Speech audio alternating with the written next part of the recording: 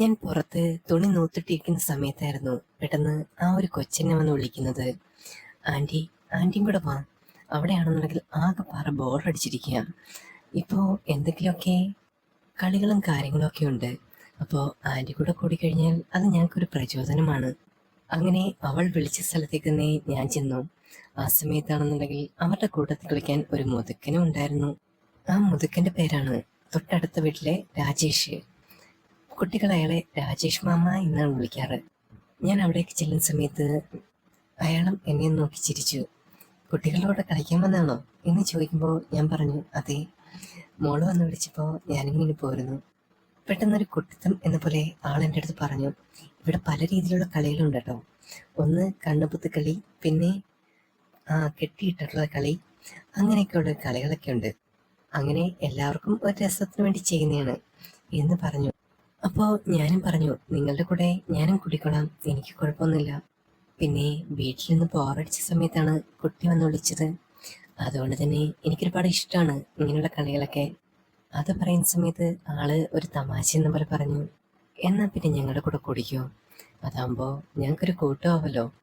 ആദ്യത്തെ കളി എന്ന് വെച്ചാൽ കണ്ണുപത്തി കളിയായിരുന്നു. ആ സമയത്ത് ഒരു കുട്ടി വന്നെൻ്റെ കണ്ണിൽ ആ ഒരു തുണി വെച്ച് തിരികെ കെട്ടി.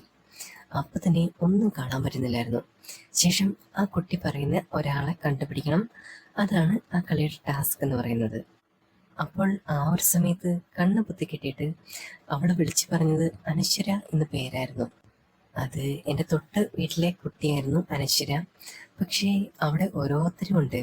അതിൽ കൂട്ടത്തിൽ ആ ഒരു അനശ്വരയെ മാത്രം സെലക്ട് ചെയ്യലാണ് എൻ്റെ പരിപാടി.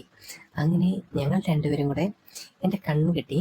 ശേഷം ഞാൻ അവിടെ എല്ലാം ഇങ്ങനെ പരന്ന് നടന്നു അനശ്വരയെ. ഞാൻ അവിടേക്ക് ചെല്ലുന്ന സമയത്ത് കുട്ടികളെല്ലാം ഓടിക്കളിക്കുന്നുണ്ടായിരുന്നു. അതുകൊണ്ട് തന്നെ എനിക്ക് ഭയങ്കര ബുദ്ധിമുട്ടായിരുന്നു എല്ലാവരും പിടിക്കാന്നുള്ള കാര്യം.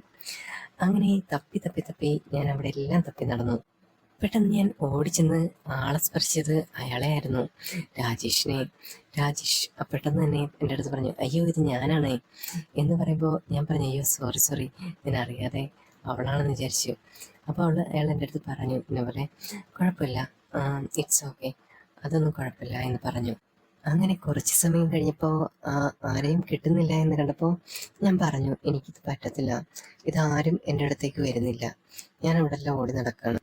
ഇതെങ്ങനെയാ, എല്ലാവരും ഒരു പ്ലേസിൽ വന്നു നിന്ന് കഴിഞ്ഞാൽ എനിക്ക് കണ്ടുപിടിക്കാം, അല്ലാതെ ഇങ്ങനെ കണ്ണ് കെട്ടിയിട്ട് അവിടെ എല്ലാം ഓടി നടക്കുന്ന ആളെ ഞാൻ എങ്ങനെ കണ്ടുപിടിക്കാനാ എന്ന് ഞാൻ പറയുന്ന സമയത്ത്, അങ്ങനെയാണെന്നുണ്ടെങ്കിൽ ആൻറ്റിക്ക് വേണ്ടിയിട്ട് ഞങ്ങൾ രണ്ടുപേരും ഇങ്ങനെ നിൽക്കാം എന്ന് പറഞ്ഞു. അങ്ങനെ ഓരോ കുട്ടികളും തൊട്ടടുത്തായിട്ട് അങ്ങനെ നിന്നു. ആ സമയത്താണെന്നുണ്ടെങ്കിൽ ഞാൻ അവിടെ എല്ലാം പരതി നടന്നു. ശേഷം വീണ്ടും വീണ്ടും ഞാൻ ചെന്ന് തൊടുന്നത് രാജേഷിനെ തന്നെയായിരുന്നു. രാജേഷ് അന്നേരം പറഞ്ഞു, അയ്യോ ഇത് ഞാനാണ് എന്ന് പറഞ്ഞു. പെട്ടെന്ന് ഞാൻ പറഞ്ഞു, അയ്യോ അറിയാതെ എന്ന് പറഞ്ഞു. ശേഷം ഞാൻ ആ കളിയിൽ തോറ്റു. ഇനി ഈ കളിയിൽ തോറ്റ ഒരാൾക്ക് ഒരു പണിഷ്മെൻ്റ് ഉണ്ട്. മറ്റൊന്നുമായിരുന്നില്ല, ആ കളിയിൽ തോറ്റ ആളെ ഒരു മരത്തിൻ്റെ ചുവട്ടിൽ കൊണ്ടുപോയിട്ട് കെട്ടിയിടുന്നൊരു പരിപാടി. ആ സമയം അവരുടെ ഇരയായത് ഞാനായിരുന്നു. എന്നെ എല്ലാവരും കൂടെ അവിടെ കൊണ്ടുപോയി കെട്ടിയിട്ടു. കെട്ടിയിട്ട സമയത്ത് എൻ്റെ അടുത്ത് പറഞ്ഞു, ഇതൊരു കളിയാണ് ആൻറ്റി, ആൻറ്റി ഇവിടെ കിടക്കണം കുറച്ച് സമയം. അതായിരുന്നു കളിയുടെ നിയമം. അപ്പോൾ തന്നെ ഞാൻ പറഞ്ഞു, ഇതെന്ത് കളിയാണ്, പണ്ടെപ്പോഴും എൻ്റെ അമ്മൂമ്മ ഇങ്ങനെ പറയുന്നുണ്ടായിരുന്നു. ഈ ഒരു കുഞ്ഞു പ്രായത്തിൽ ഞാനും ഇതേപോലൊരു കളി കളിച്ചിട്ടുണ്ട്. അപ്പോൾ ആ സമയത്ത് അമ്മൂമ്മ അവിടെ നിന്ന് വിളിച്ചിട്ട് പറയുന്നു, പിള്ളേരെ കെട്ടിയിട്ടുള്ള കളികളും കാര്യങ്ങളൊന്നും വേണ്ട, അത് ശരിയുള്ള പരിപാടിയല്ല എന്നൊക്കെ ഇങ്ങനെ പറയുന്നുണ്ടായിരുന്നു. അങ്ങനെ ഒരു കളിയായിരുന്നു അത്. ആദ്യം എനിക്കൊന്നും അക്സെപ്റ്റ് ചെയ്യാനൊന്നും പറ്റിയിരുന്നില്ല, എങ്കിലും ഞാൻ അവരുടെ ആ ഒരു കുട്ടിത്തത്തിന് കൂട്ടുനിന്നു. അങ്ങനെ ഞാൻ അവിടെ കുറേ സമയം കിടന്നു. അപ്പോൾ രാജേഷിൻ്റെ അടുത്തേക്ക് വന്നു.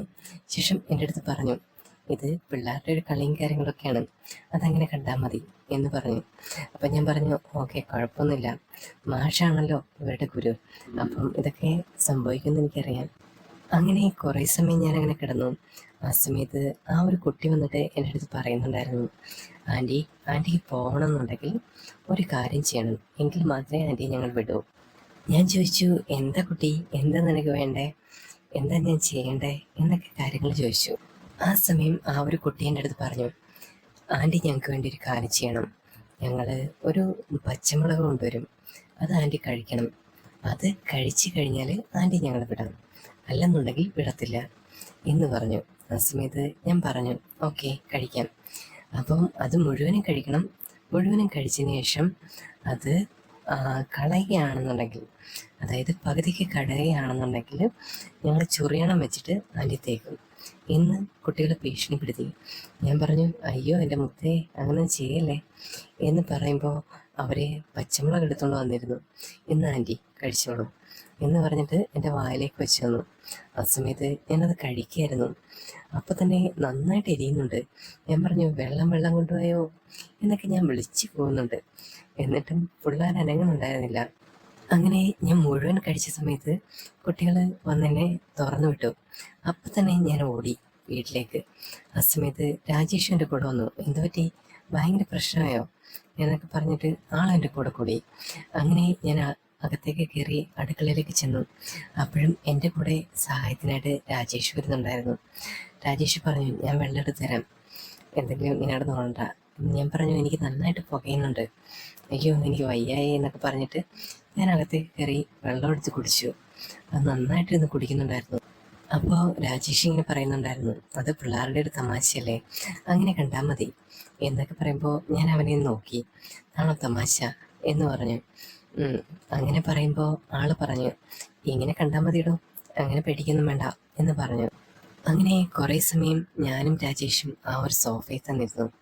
അപ്പോൾ രാജേഷിൻ്റെ അടുത്ത് ചോദിച്ചു എങ്ങനെയുണ്ടായിരുന്നു കളിയും കാര്യങ്ങളൊക്കെ, ഇഷ്ടപ്പെട്ടായിരുന്നോ കുട്ടികളുടെ കൂടെ ഉള്ളൊരു.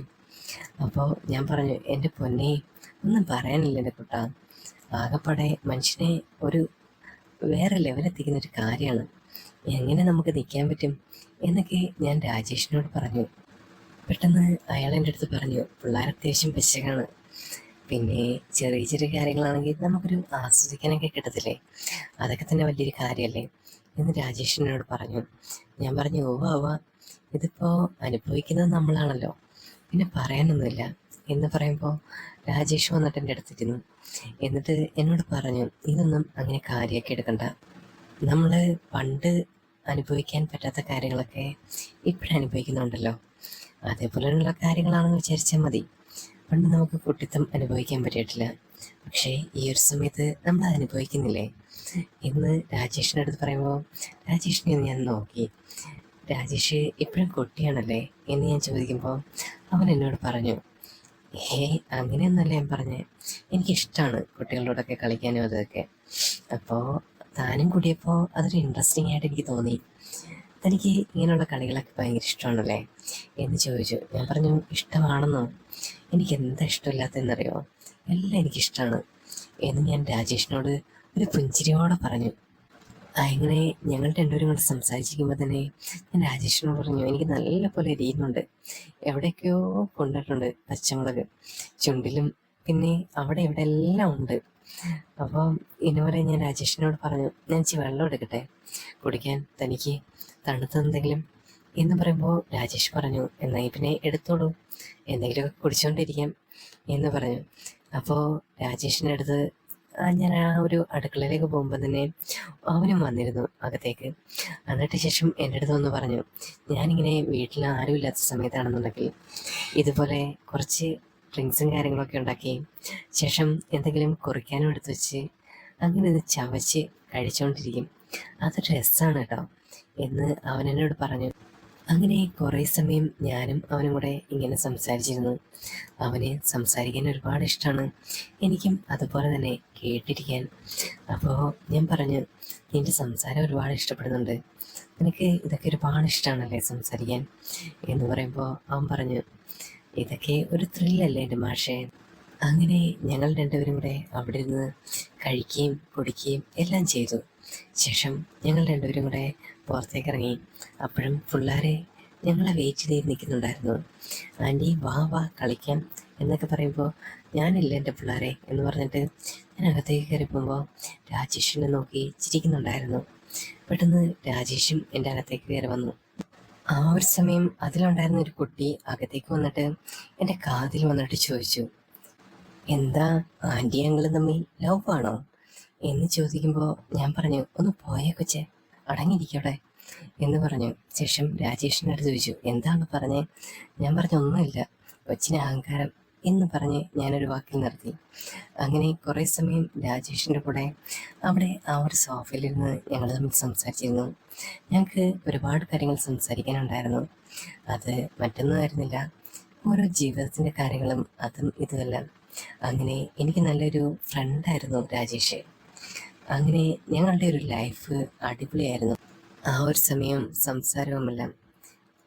ഈ ഒരു കഥ ഇവിടെ അവസാനിക്കുന്നില്ല. ഈ കഥയുടെ ബാക്കി ഉടൻ തന്നെ അപ്ലോഡ് ചെയ്യുന്നതായിരിക്കും. അപ്പോൾ എല്ലാവർക്കും ഇഷ്ടപ്പെട്ടെന്ന് പ്രതീക്ഷിക്കുന്നു.